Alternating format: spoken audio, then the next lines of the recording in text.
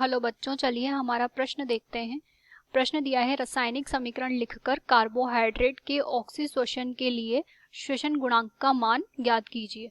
अगर इस प्रश्न की हम यहाँ बात करें तो सबसे पहले देखते हैं प्रश्न की मुख्य अवधारणा। मुख्य अवधारणा के अंतर्गत हम यहाँ पर कह सकते हैं कि सामान्य रूप से यहाँ पर जो है श्वसन की क्रिया संपन्न होती है। तो श्वसन की क्रिया के अंतर्गत हम यहाँ पर कहेंगे कि जब श्वसन की क्रिया ऑक्सीजन की उपस्थिति में संपन्न होती है तो ऑक्सीजन की उपस्थिति में होने वाले श्वसन की क्रिया को हम यहाँ पर जो है ऑक्सीशोषण के नाम से जानते हैं।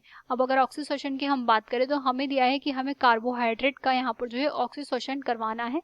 तो कार्बोहाइड्रेट के अंतर्गत हम कहेंगे कि यहाँ पर अगर ऑक्सीशोषण संपन्न होगा तो यहाँ पर कार्बोहाइड्रेट में ग्लूकोज हम लेते हैं तो यहाँ पर C6H12O6 और इसका यहाँ पर हम कहेंगे कि जो है ऑक्सीशोषण किया जा रहा है, यानी कि यहाँ पर सामान्य रूप से ऑक्सीजन की उपलब्धता होती है।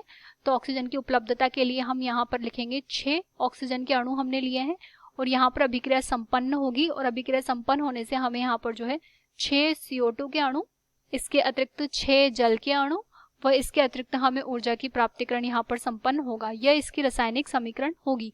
अब अगर बात करें श्वसन गुणांक की तो यहाँ पर हम कह सकते हैं कि जो श्वसन गुणांक होता है, सामान्य रूप से श्वसन गुणांक की गणना करने के लिए हमें यहाँ पर जो है निष्कासित CO2 की मात्रा की आवश्यकता होती है।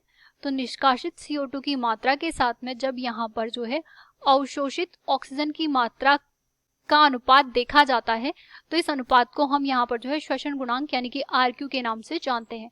तो हम यहाँ पर कह सकते हैं कि हमारे 6 अणु जो थे CO2 के थे और यहाँ पर जो है अवशोषित की गई ऑक्सीजन की मात्रा भी 6 थी। तो इसके अंतर्गत हमारा जो यहाँ पर RQ का मान होगा वो 1 होगा।